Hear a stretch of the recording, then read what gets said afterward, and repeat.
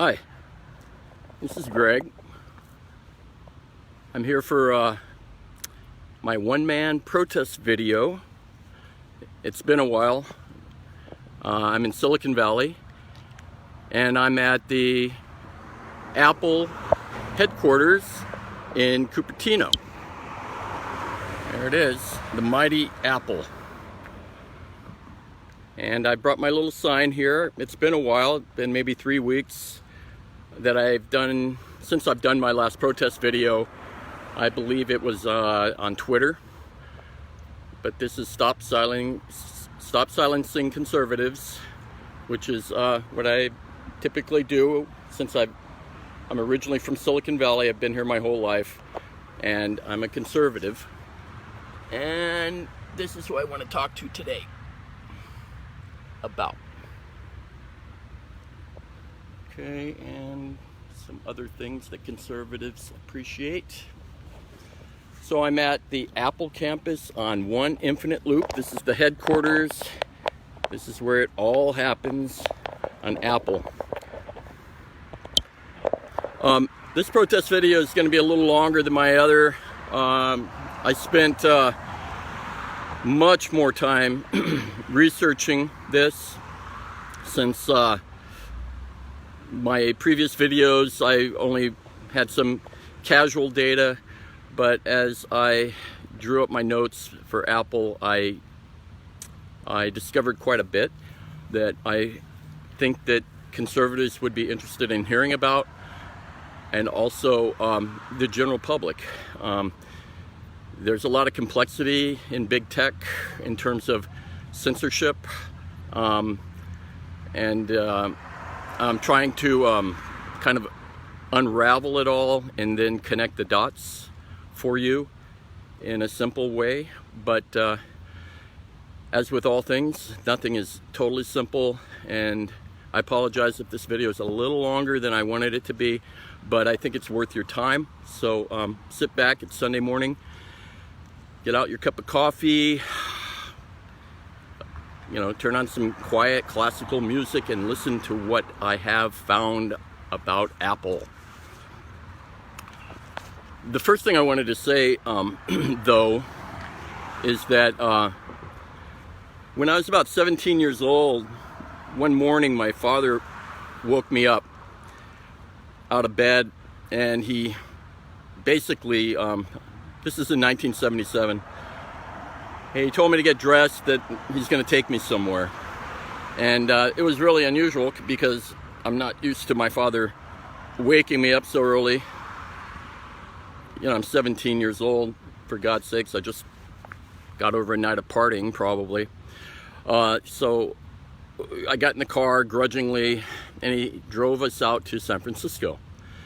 And we eventually went into this large auditorium, and I don't really remember all that much, but I remember there's a lot of parts, electronic vendors, booths, discrete component guys, capacitors and resistors, and things I hadn't really known about at that age yet.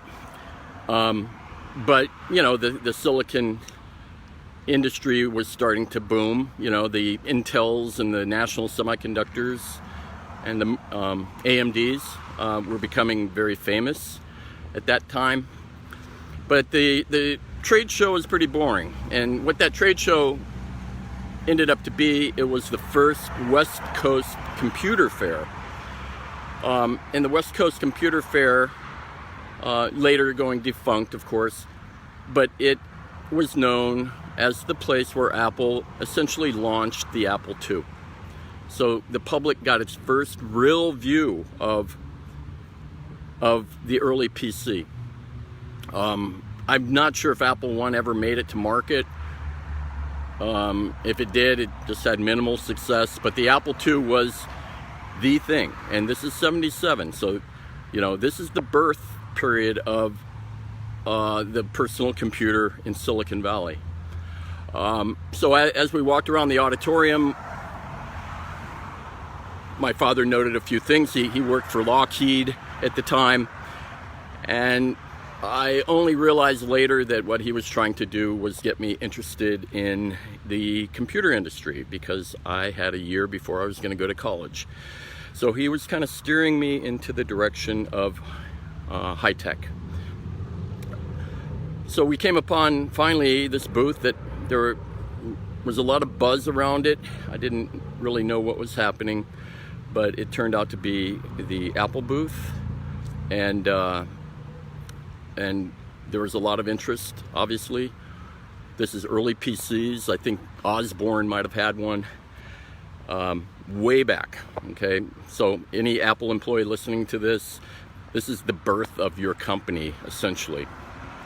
I wanted to thank my father for doing that. I ended up going into high tech, was a software engineer for about 20 years, then switched over to FPGA at Xilinx, and then kind of filtered out of that, got an MBA, and then became a marketing guy at a technology startup company. And now I'm basically out of tech. So thank you, Steve Jobs, for inspiring my father, who inspired me. And thank you, Steve Jobs, for inspiring so many other people with your genius.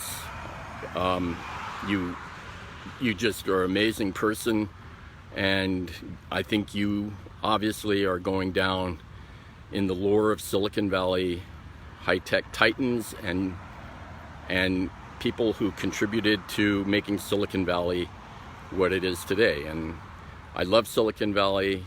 I was born here. It's changed a lot. Some things for the better, some things for the worse. But that's what change is. It's not perfect. But I just wanted to make sure I thank Steve Jobs for what you've done for us. So I'm going to take these 60s glasses off because I can't read some of my notes. And those 60s glasses were in honor of Steve Jobs, because Steve Jobs was from the flower child generation of the 60s. And that had a lot of virtues.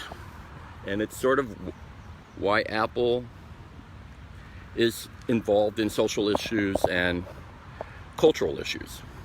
So I'm putting on these old man glasses now. I'm no longer 17, if you didn't notice. I'm a little older than that now, 18. But here is this report. I started with some basic notes, and as I said, it grew into something more than my typical protest as I discovered more about Apple. And so out of it all came this document that I created,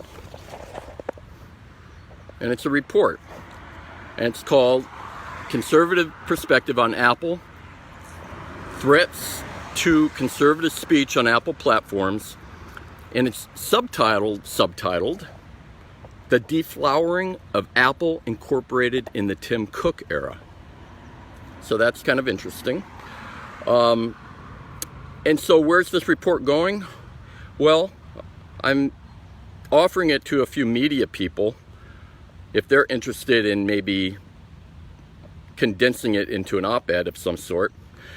But I'm also sending it to these Republican congressmen who I respect and admire for going after big tech in the way they have to protect our free speech rights. And hopefully they look at it. I'm going to send them the executive summary first, see if they're interested. And by the way, I've attached a little letter addressed to Mr. Tim Cook, CEO, and that's my YouTube channel if you want to take a look at this video again, uncovering big tech abuses and one-man protest at Apple. Okay, so that's the executive summary of what I'm going to talk about today. Tim Cook, I know he's got a lot of spare time to read that and to grow concerned about what I found out about his company. In other words, I know he's not going to read it, and I know he doesn't care about free speech, and I know that Apple has been up to no good under Tim Cook. Okay, so here we go. I'm going to look at my notes occasionally. That's why I'm wearing these old man glasses. I'm going to drop this report right here and begin our little discussion of Apple and what I discovered about the company. Okay, so the first thing I wanted to state was that in conservative circles, when it comes to censorship, the names that always pop up are Twitter, Facebook, YouTube, and Reddit. Those are getting all of the attention of the conservative community, and this is the conservative community on the internet, where there is a diverse population of conservative voices. These are smaller guys, 500,000 followers, sometimes less, who offer some very interesting perspectives. And that's what I love about the internet, is that you're able to get those perspectives still, in some sense, but yet they're being suppressed more and more and more because they differ from what the big tech companies, their agendas and what they want you to hear, hiding behind terms like hate speech and misinformation and public safety. Okay, so what I want to say about this attention toward these social media companies is that there's one company that doesn't pop up at all in the discussions and the threats and concerns that we share. And that company is Apple. In fact, Apple puts Twitter, YouTube, and Facebook to shame when it comes to the capacity of censorship. And that is a leading message that I have for all of you. You're overlooking one of the worst, most potentially dangerous companies on the censorship and free speech suppression front, and that's Apple. Okay, who am I talking about? Those guys. Okay, I must give them credit though by not sending out their security so quickly, but it is a Sunday morning, and as I said, most people are drinking coffee, enjoying their life, watching the protests, watching the riots. And by the way, we have, I don't know if you can see, it's a lot of dirty air. I live in Santa Cruz. This is Cupertino, but there's a huge fire up by Santa Cruz, California. It was at one point, it's burned down some smaller cities in the Santa Cruz Mountains. My heart goes out to the individuals who were evacuated, who have lost homes. I know personally, a family has lost their home to fire. My house is within 10 miles of the fire. So I'll probably have to run back after this and make sure I water things down. But yeah, it's been a tough 2020 for all of us, I think. But the fire doesn't make things any better. Okay, so without further ado, let me go over some of my notes with you, talk about Apple. So I want to look a little bit about the history of Apple, political ideologies, etc. So under Steve Jobs, as I said, Steve Jobs was sort of a flower child, a child of the 60s. He believed in Buddhism and, type of healings and things like that. That might have cost him his life, in fact, but he was a very genuine kind of character in his beliefs. I guess at the time, you would consider anti-war free speech movement, environmentalism as sort of radical left. In today's terms, it would be considered more of a central or centrist platform for liberals. Sort of middle of the ground traditional liberal values is what we would view them as today. Under Apple, under the helm of Tim Cook, Apple's become more progressive, more radical. And I'll explain why I suggest that. Okay, so, Steve Jobs, traditional, centrist, liberal, Tim Cook, progressive. So what about the activism of both? Well, Steve Jobs spoke out a lot about social causes that were dear to his heart, as I think all Americans should. He believed in free speech. He was allowed to say his beliefs and allowed others to express theirs, even if they were counterpoint to his beliefs. Tim Cook, on the other hand, is a more activist, hands-on kind of guy at Apple. Steve Jobs was spending his time innovating product, creating new ideas, changing the world for the better. Tim Cook, less so. He's spending more of his time on activism. Social justice warrior is what we would call Tim Cook.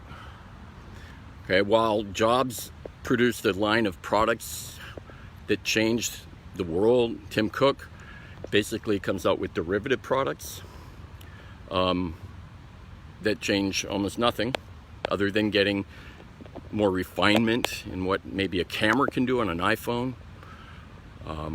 The only product that kind of pops into my mind that seems to kind of separate itself since Tim Cook came on board, separate itself in terms of how it's changed things, is maybe the iWatch. But I think the iWatch, I know a couple people who own one, but it's not like an iPhone, it's not like an iPad that came from Steve Jobs. Okay, so Tim Cook spends a lot of his time, and his focus, of course, and his expertise is in operations, including manufacturing and sales. And he's had a lot of experience overseas in doing that. And that's why he was hand-selected by Steve Jobs to continue Apple. So let's look at the political alignments of Apple for a second. Okay, so Apple, as I said, was always sort of central liberal. And in 2016, a small little evolution took place. If we look at the political donations by Apple. And corporations are not permitted to give directly to campaigns. They go through affiliates.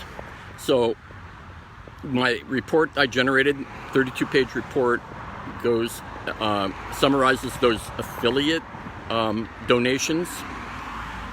So in 2016, Apple, through the affiliates, donated $682,000 to the Hillary Clinton campaign. And Hillary, at the time, you would consider more in the middle, central or centrist liberal. That lines up with the Steve Jobs ideology. Okay, but they also gave $130,000 to, in terms of the second largest donation, to Bernie Sanders, an avowed socialist. I don't know why, but it had some obvious tilt indication that Apple was sort of looking both ways on the liberal spectrum. So as we all know, Hillary lost. Apple went on doing what it normally does until 2020, this year. So if we look at Apple campaign contributions this year, the top two receivers of Apple money, number one is Bernie Sanders, $400,000 approximately, and number two is Elizabeth Warren, about $200,000, with Biden in third place. So what does that tell you? It tells you that Apple is pushing these socialist causes. And that's okay. If Apple wants to support socialists, that's up to it. But then you would have to reclassify Apple in its ideology, and that you would call progressive liberal ideology. So today, Apple, this company, is a progressive company. It believes in progressive causes. And Tim Cook, being the activist that he is, fights for those progressive causes and leverages Apple's resources, their legal department, their marketing department, their influence in Washington to push those agendas. So that's just where the money goes. Now I want to shift gears and talk about their scope of influence, and this is where it gets really interesting. How far and wide does Apple technology go, and how much influence do they have on what we say, what we see, and what we hear?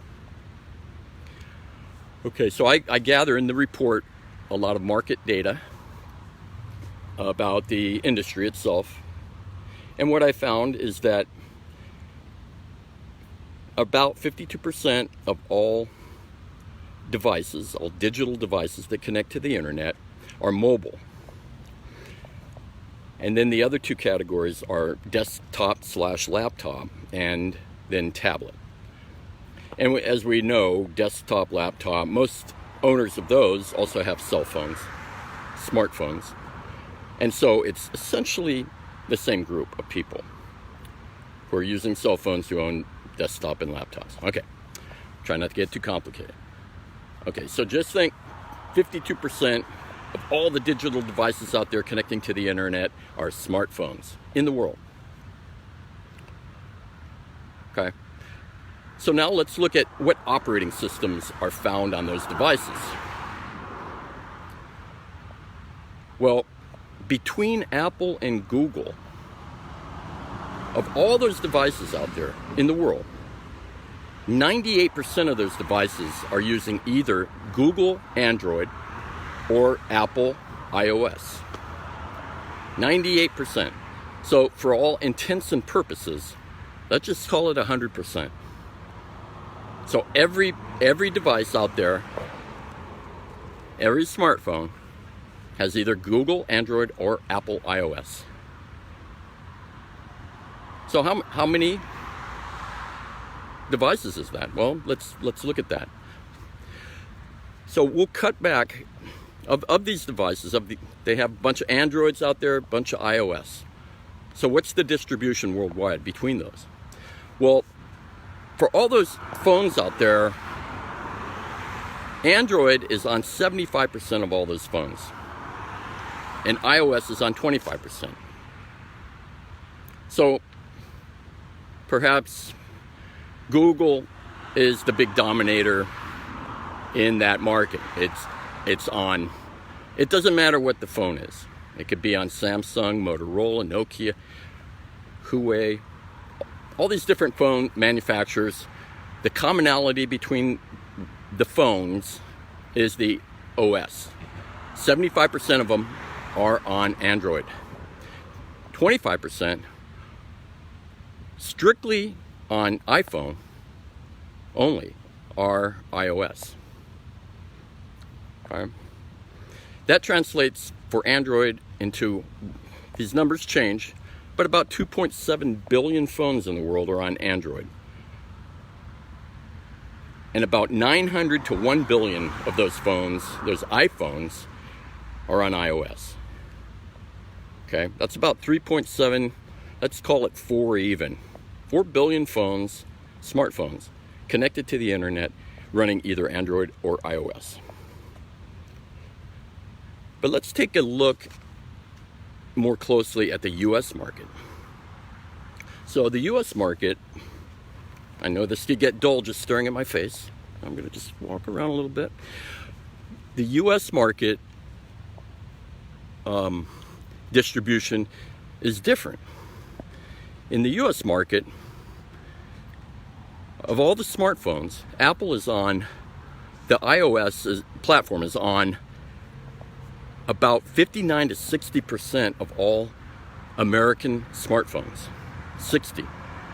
Whereas Android is 40%. So suddenly, it's no longer Android that is number one, but it's Apple in terms of the US market. 60% of all smartphones in the United States are running iOS. What's the importance? And by the way, that translates to about 170 million phones, iPhones, that are out there in American hands, and 120 million Android phones in American hands. Okay. What is the power of controlling the operating system on a cell phone? The power is that you decide, whoever owns the OS, of what apps go onto your devices, or those devices, in the App Store, in iTunes, whatever.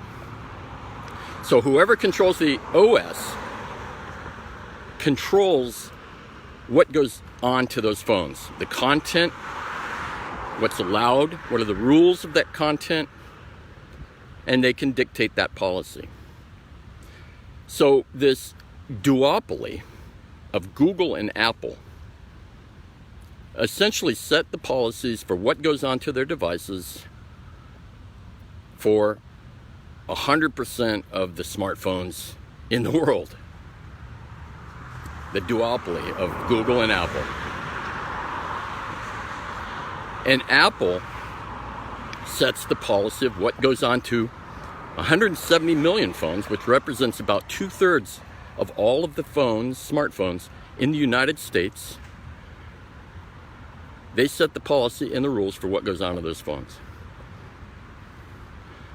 So that's the power of the operating system, and who controls that. It's not which phone you got, it's what OS you have. And so once you put that power into the hands of a duopoly, they have a lot of power in what you see and what you hear and what you don't hear.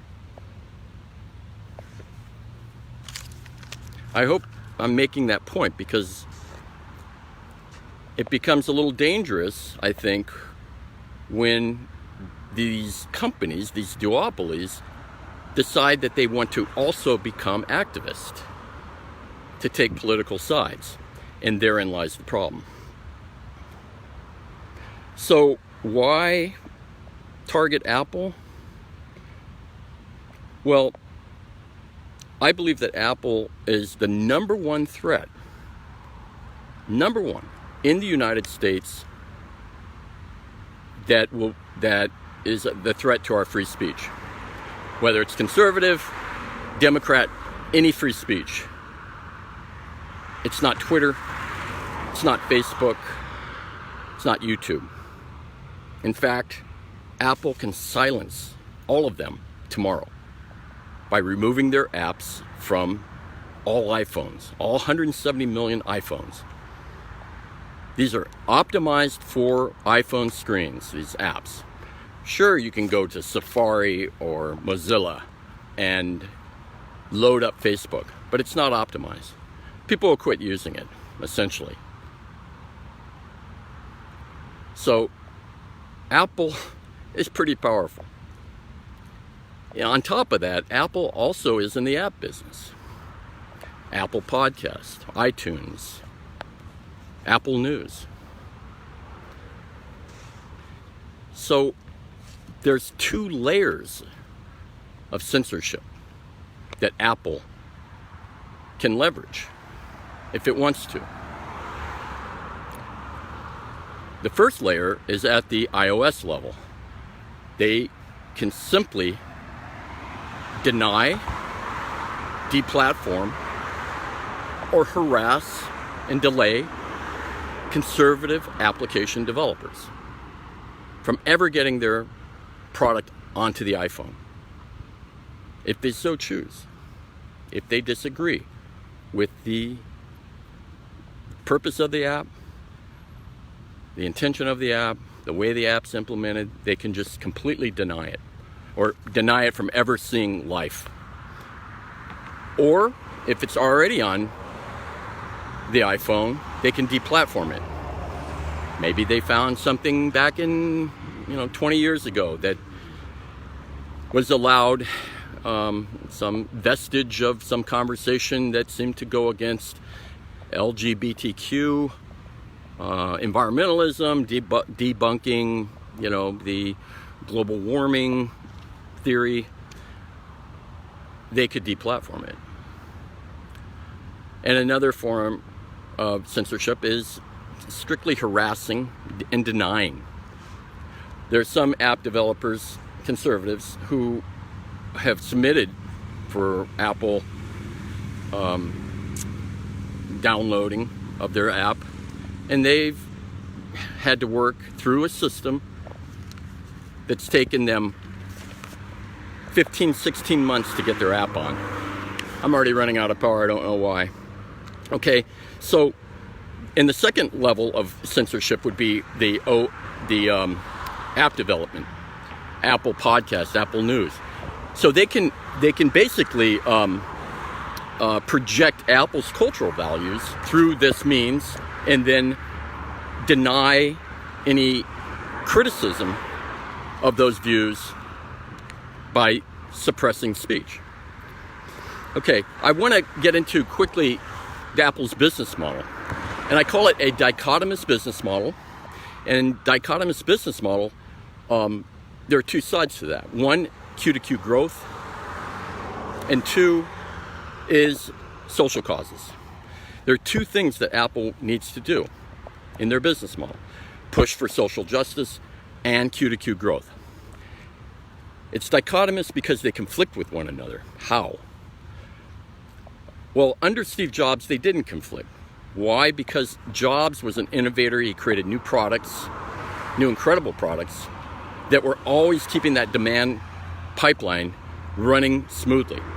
And they were able to price them at premium prices, which made consumers pay more and keep that pipeline going. So Jobs did not have to make any moral sacrifices in doing so, and was beholden to no one. Meanwhile, when Tim Cook came on board in 2011, that innovation pipeline dried up, and people expected it to dry up. So how did Cook advance Q2Q growth? It wasn't through product innovation. It was through scaling the consumer population. And that was done with the help of China. It also allowed costs to go down, labor costs, because it was important that it was going to be harder for Apple to stay ahead just based on innovation and price premiums. Okay, so Tim Cook made moral sacrifices. He had to, in order to get this. And he obtained both a manufacturing of low-cost product, a site for that, and also he obtained the ability to access 1.4 billion consumers, all in one swoop. Why? Because China offered both. And that's why he went to China. Apple was in China during Jobs' era, but Tim Cook was also working for Apple since 1998 and pushing the whole China solution for manufacturing. And if this cuts out, I'm going to do a part 2 for Apple. Got to charge my phone. Sorry. Facebook Live uses a lot of battery, Apple. Okay, so this dichotomous business model forced Tim Cook to focus more on volume and cost cutting. And to do that, he had to utilize China for low labor costs and for opening up a new geographic market segment. But he had to make sacrifices, moral sacrifices, to do that. And this is the breakdown of the Tim Cook business model, because he became beholden to China, whereas Jobs was beholden to no one. So I just have to watch my battery here. But so what are the moral sacrifices? Behind the Apple brand stands the ideas of social justice, human dignity, and helping each other. Those are very important. They existed since Steve Jobs, and they still do today. But in practice, huh? Thank you. A believer. Thank you. The problem is that in becoming beholden to China, Apple basically became the concubine of China. Apple listened to what China wanted. They had to. They had a good thing. Apple is one of the few corporations that big corporation, that relies heavily on China. They didn't diversify manufacturing. Only now they're starting to go into India, but they're beholden to China. They always have been. So what are these moral sacrifices that Apple has been making? Well, as recently as 2 months ago, there's a protest outside Washington, D.C. by the Students for Free Tibet group. What were they protesting? They were protesting the removal of over 100 VPNs, virtual private networks, from all the iPhones in China at the request of the Chinese Communist Party, because the Chinese Communist Party did not want citizens to speak freely among themselves without the ability for the CCP to listen in on them. So China asked Apple to suppress it, to remove them. Apple did. What's another? Well, if you saw Ricky Gervais's monologue and the Golden Globes, you would know that the word Apple and the word sweatshop went hand in hand. Apple has a horrible track record in China for labor violations, for pushing, and this is through Foxconn, the biggest contract manufacturer in the world that produces all the iPhones, nearly all the iPhones. Not only did these practices lead to mass suicides, but it included child labor and forced labor. By Foxconn, by the CCP, and with Apple looking the other way. And it's still going on today. These human rights groups embed their people into Foxconn as workers, and they identify many, many violations, labor violations. Too many to talk about here. They're in my report if you want to see that. But they have this history. Another moral catastrophe was in the San Bernardino terrorist shootings. There's about 22 people, I believe, killed by terrorists, domestic terrorists, Islamic. So when these terrorists were shot and killed, the FBI noticed that they had destroyed their personal cell phones. But the FBI had located the business, the work phone of one of the terrorists. But it was password locked. And the FBI couldn't unlock it. And more than 10 attempts to try to unlock an iPhone will result in the phone going inactive permanently. So the FBI came to Apple, asked Apple if they could do that for them. Tim Cook said no. He said no. Why did the FBI want this information? They wanted to know if there are other terrorist cells that are being communicated with in the United States by these particular terrorists. Apple said no, Tim Cook said no, and he said equally that it couldn't be done. The day before the FBI was going to go to court to force Apple to do this, the FBI came to the court and said, we have found a third party that has done this for us. In the meantime, Apple later, at the request of the Chinese Communist Party, backdoored iPhones, opened them up for the CCP to spy on its own citizens. In other words, Apple will do it for somebody else, somebody they're beholden to, risking American lives, and lie to the Justice Department that it can't be done. And the fourth real violation, moral violation, and causing suffering, is Apple just decided to outsource to China all their manufacturing, majority. We know they have the Austin plant, but Tim Cook never believed that the American worker was capable of the efficiency and the degree of technology skills that the Chinese had. He didn't think that Americans were capable, and he thought Americans would be not as fast, not as optimized as the Chinese.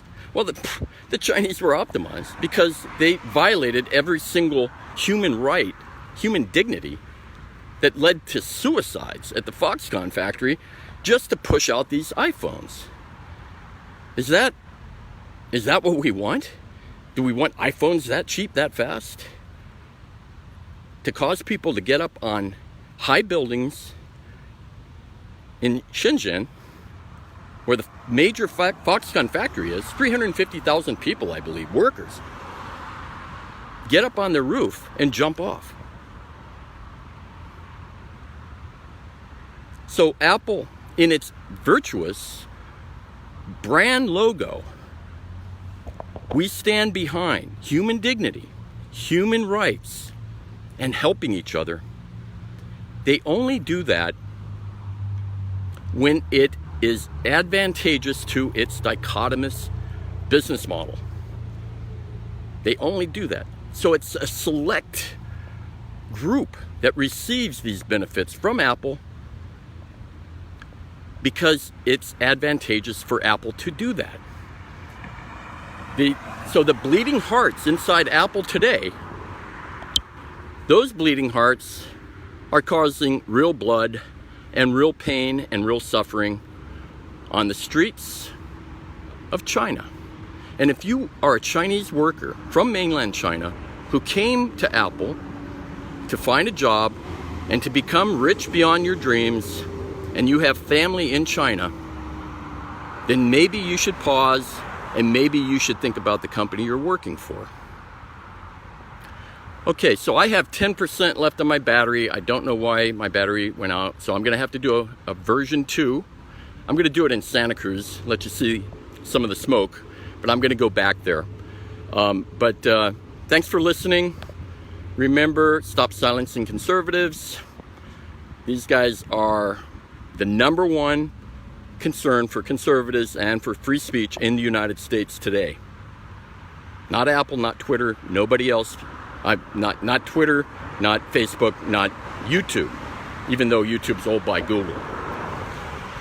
Okay, so I gotta sign out now. Thank you very much, and I'll catch up with you on part 2.